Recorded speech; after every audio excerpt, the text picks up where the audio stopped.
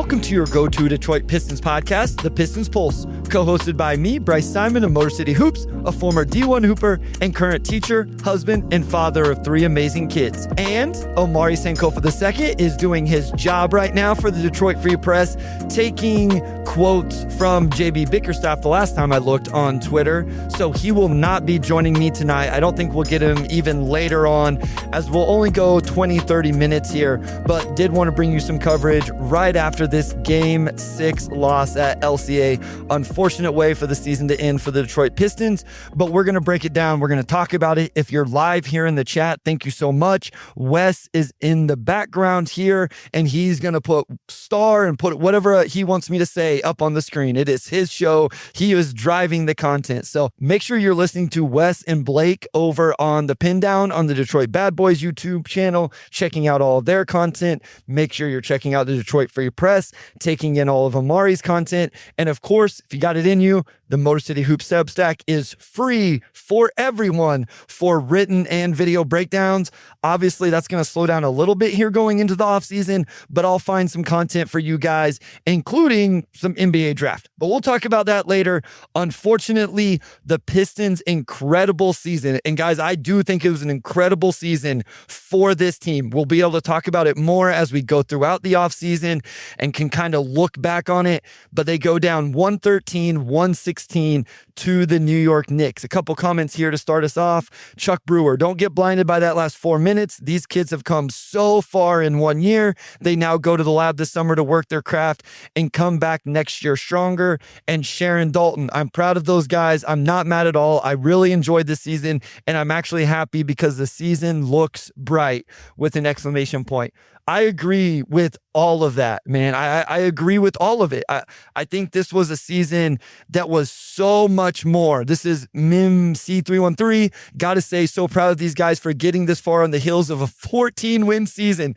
Just the first step on Cade's way to the top. I mean, that is the thing right there. I know people don't love to continue to bring up the 14-win season and all of that, but it matters. It is real context for where this team was last season. So I always keep that in the back of your mind as you're looking at this season, what this team did. I know we have some Knicks fans in the chat. All I ask is that you guys keep it, respectful as you join us here. If you have a real question, put it in there. We'll answer those as well. But this is a Knicks team that is very good, guys. This is a Knicks team that has playoff experience. It's a Knicks team led by clutch player Jalen Brunson. Whether you like the way he plays or not, he's a good basketball player, and they got great play from their 2 wings today in Mikal Bridges and OG Anunoby. Those guys really showed up. Josh Hart, maybe the box score doesn't show up as much, but he just makes momentum swinging plays, in my opinion. We'll see what that team does next round against the Celtics, but let's talk Detroit Pistons here.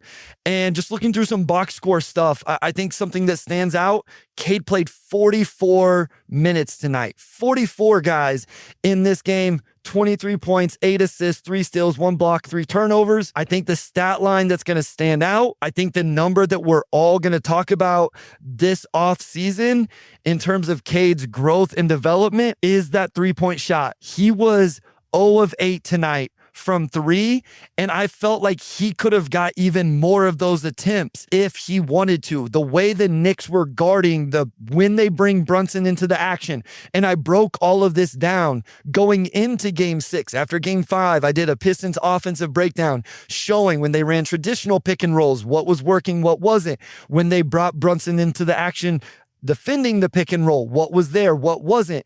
And one thing that was there was the Cade pull-up 3. And it just got even more open as he missed shots.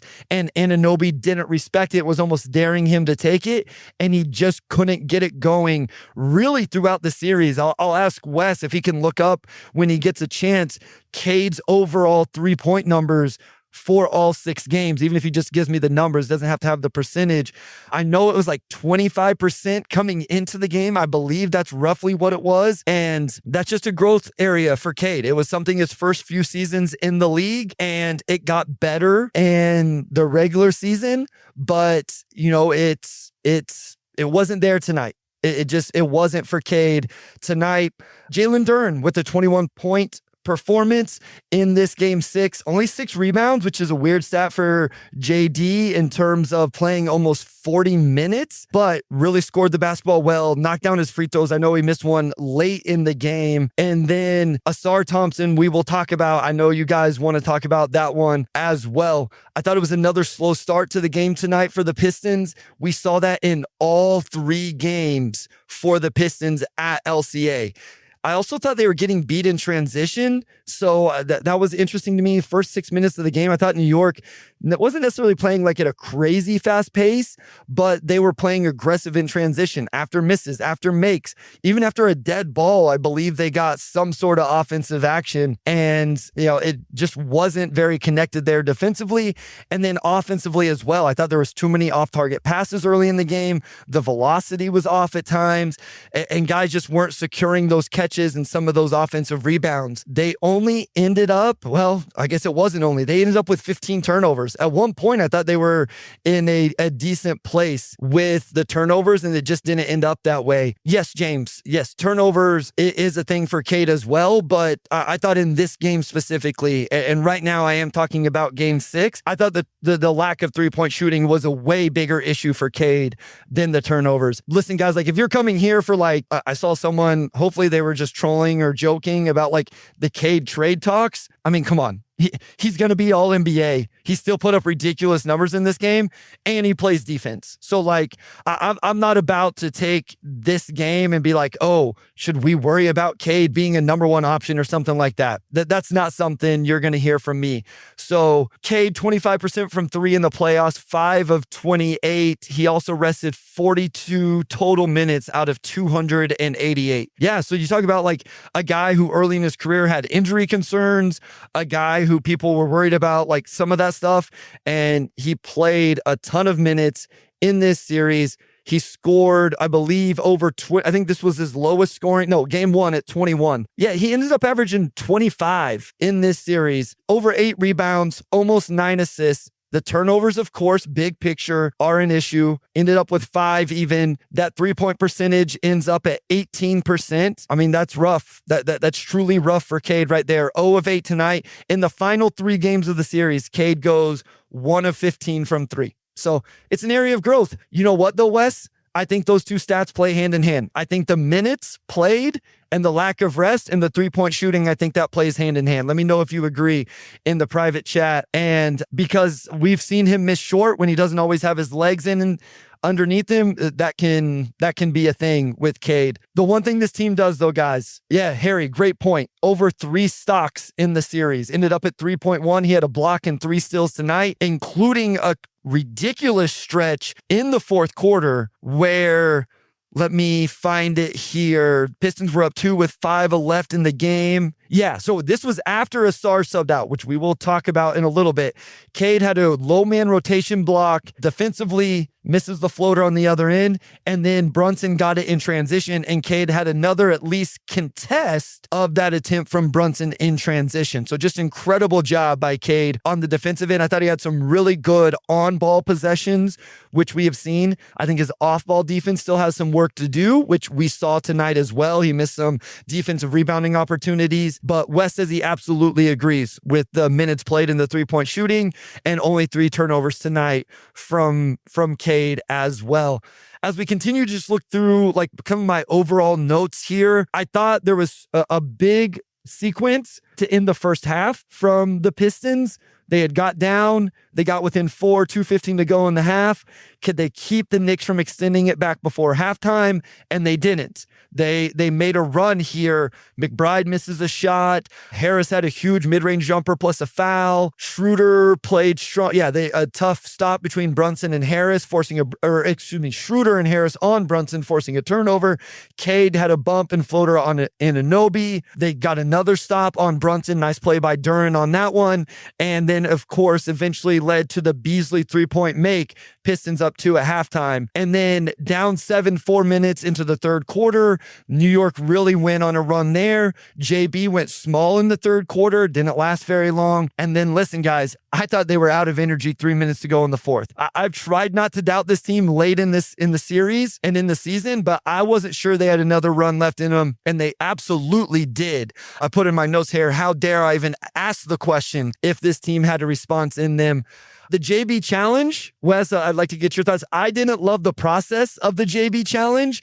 I didn't know that the reward was worth the risk in that situation. Brunson wasn't going to the free throw line.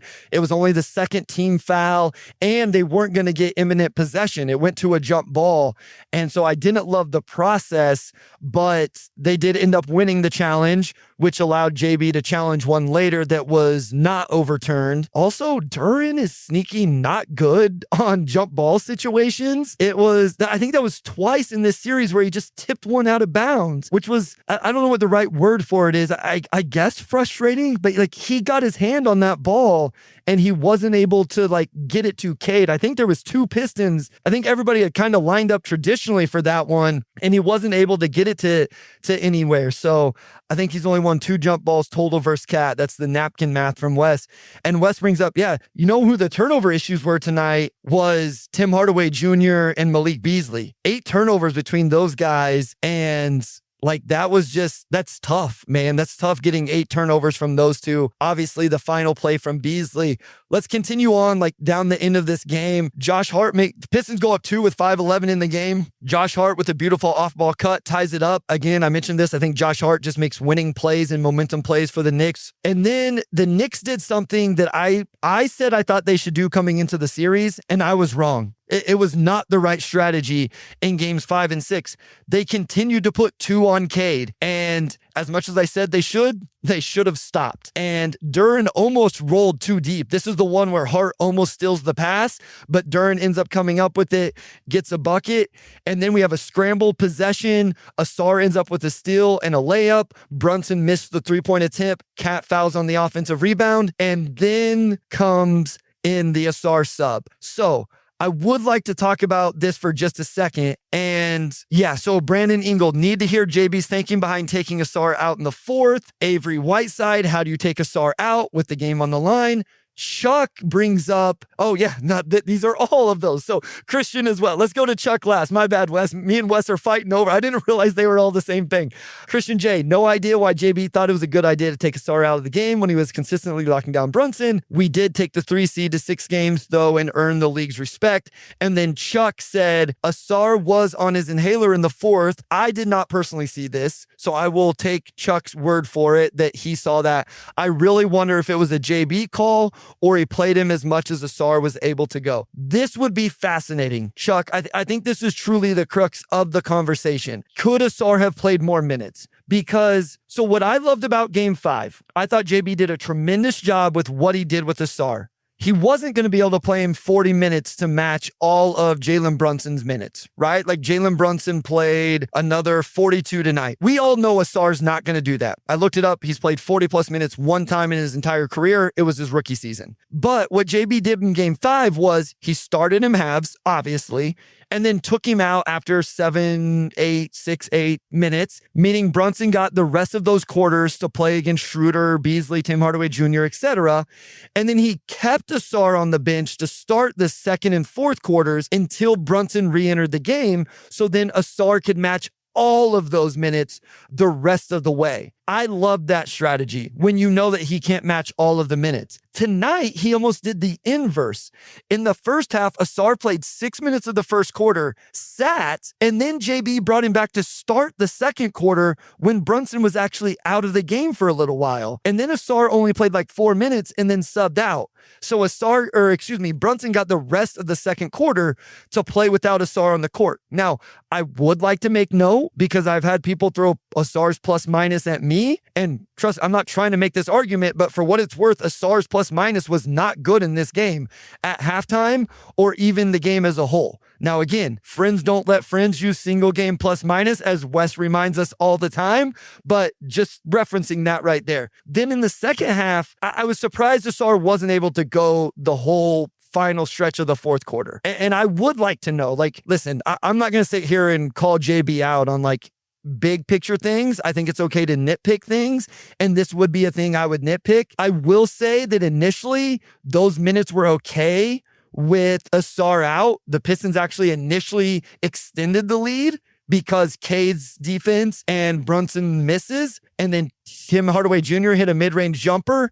But as soon as that thing got to 7 and Brunson started to attack, had the tough bucket plus the foul that was challenged, didn't get overturned. And then out of that, they got an after timeout action, right? Because they challenged the call. You got to call a timeout. Detroit, this is where Cade, he had 2 opportunities on that single possession to take 3-point attempts, and he turned down both.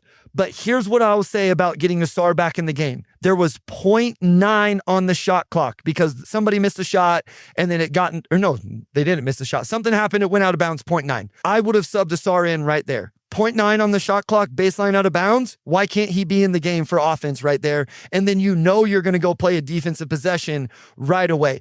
That's when I thought JB should have got Asar in the game, and he didn't. And the possession that ensued from that was the one where Brunson took Schroeder to the baseline, almost lost his balance, and then got the tough finish on the other side of the basket. Then they went down, and he did sub Asar back in after that. And, you know, great possession. So what happens after that? Team offensive rebound off a Cade miss. Asar subs in. That was the cat steal of the baseline out of bounds. Chili, I'm getting there. Trust me, I am getting to your comment. Wes can leave it up for now. Duran chases him down, fouls him, misses the second. But here's the thing. What does Detroit do? They miss the offensive rebound on the free throw checkout. I thought Cade was a little slow getting in front of Cat, and it did come off hard from the rim, but Asar forces the shot clock violation on Brunson. Pistons come down, traditional pick and roll. Cat can't execute drop coverage. Duran gets to the free throw line, goes 1 for 2. Okay, Chili, here's where we go. It is a 2-point game right now. After timeout, the Pistons shut down the initial action. Brunson getting switched, the Schroeder switched onto him, misses a mid-range jumper. Bridges gets the offensive rebound. Asar Thompson had switched on to Mikal Bridges and misses said box out. Now, listen, guys missed box outs all game long. I have 2 in my notes that Cade Cunningham missed throughout the game. A bunch of guys did, but Asar did miss that one in that situation. Cade misses left-hand layup, and Brunson dribble move 3-pointer, playing in isolation against Asar. And then obviously the Beasley drop pass, whatever. I mean, it looked like a decent action from the Pistons to get to that, but it wasn't there. So Clutch with 35, this is another really good point. Wes, I want to get your thoughts on this one as well. 35 seconds left in a tied game. So this is after the Bridges put back offensive rebound. I'm trying to think, was there a timeout or not? I don't think there was, but they should have went 2 for 1, but instead Cade slows it down and they miss a shot with 20 seconds. That was game. I actually had the same thought. You don't want to just force up like an end of the first quarter 2 for 1 where you shoot a 30-footer, but it would have been really nice right there for somebody on the floor to recognize the situation.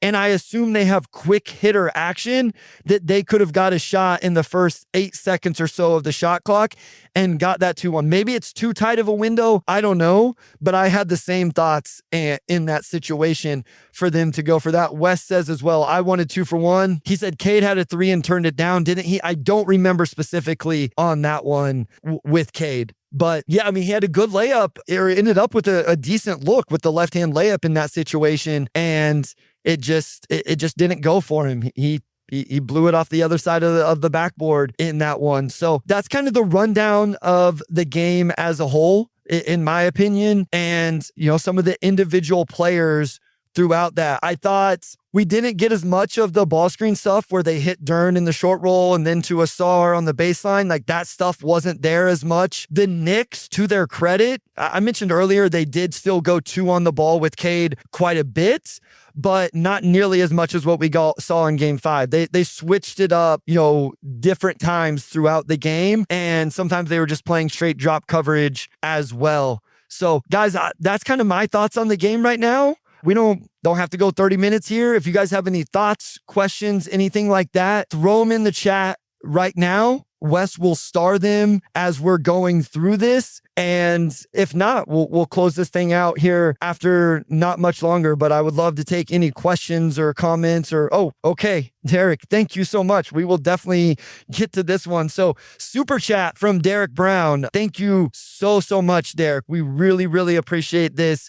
Thank you. So Derek Brown says, shout out to Bryce, O2, and Wes. Great dudes and easy guys to root for in life. Can't wait for the off-season content. Most exciting Pistons season in the last 17 years. Thank you. Thank you so much. Here's the thing. The Pistons Pulse doesn't exist without you guys. Like, truly. I mean, who am I talking to right now if there's not how many ever of you tuning in on YouTube, on Twitter, on Facebook, listening to the podcast, I love the free press, but if we weren't doing numbers, they probably wouldn't continue to produce the podcast. So whether you're listening on Apple, whether you're listening on Spotify, anything like that, you're supporting the Pistons Pulse, you're supporting our content, and you're making this possible. A little reflection here. I started doing this. This is my 5th full season of doing this. Started out as Motor City Hoops. We'd get 100 views an episode for the first year or so. And eventually the person that started it left, didn't know what I was going to do, brought Wes on. Wes has been with me ever since. Couldn't do it without him, of course. Eventually, teamed up with Omari in the free press. We got our guy Robin Chan here as well, listening behind the scenes. He's our audio guy, and he takes care of everything for us as well. He's up at 11 o'clock here on a Thursday night, making sure this thing gets out early on Friday. And it's been a fun ride. It's been amazing. And sometimes it's a little bit surreal. I tell Wes, we used to do shows for 100 people, and now we might have 100 people live watching us right now, and we'll get thousands of views and watches and the comments that people send. And we're getting people like Derek who've been with us for, the whole ride, giving us super chats, paying us money because he appreciates our content and what we do. So it doesn't matter if you guys don't listen to it. So thank you so much. Case, we'll get to a few more. So again, if you guys haven't, I will stay as long as Wes has something starred in the chat. Once we're out of that, we will probably shut it down, and then we'll be back sometime early next week, kind of breaking down the whole season, the series, and then, then it's time to look at the offseason. Unfortunately, Diego, much love from Spain. That's the other cool thing. Across the entire world, we have listeners and viewers and people that support us. So thank you so much. I was telling my students today, I'm a words of affirmation. This is my love language. If you don't know your love language, you should know it because it's important, especially when you get married. Wes, hopefully you and Jill have figured that out. Be good for your guys' marriage. So see, not just a lawn guy, marriage counselor as well. But so this stuff really, it means a lot to me, especially whenever I see those things from all of you. Cade was rolling into a clean look on the last shot. I think he caught Beasley off guard. You know what's funny, Case? My wife said the exact same thing. Now, my wife has watched about 7 seconds of Pistons basketball. That's not true. She's watched, how many times did they play Jimmy Butler this year? How many ever times they played Jimmy Butler? She's watched that many games plus 7 seconds of tonight's game.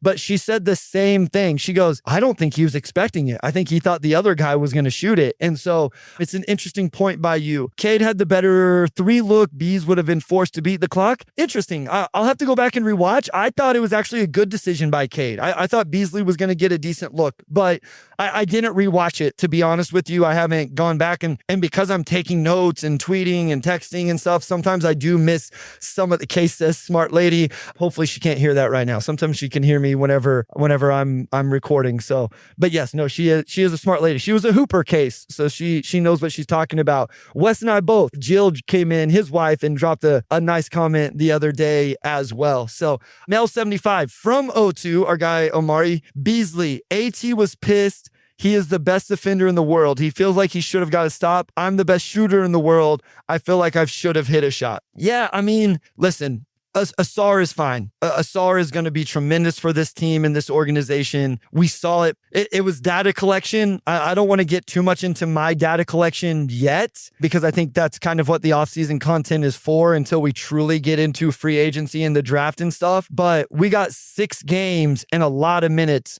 of Cade Cunningham, Asar Thompson, Jalen Duren. And listen, I know that, Ron Holland didn't play tonight, and I think it's important to at least mention that. I probably wouldn't have played Ron Holland tonight after he had played in games 4 and 5. I don't blame JB for that, but I think we got enough to have a little bit of feel for where the growth is. I think it's important to know then we see what these players are, and then now it's up to the organization to know, okay, here were their flaws or the things that showed up. How much can they improve those? How much can we help them improve those? How much are they willing to improve those? I have no reason to believe that any of these guys won't work on all of those aspects of their game, but this is a great point, Mel. I saw Koo bring this up the other day. A real full offseason to development for Asar Thompson. He didn't get that last offseason. I don't know what he was allowed to do during the offseason, but we know he was dealing with the blood clot. And it obviously was throughout the whole offseason because he didn't start the regular season playing games. So it was something that I would imagine really limited his overall work this past offseason.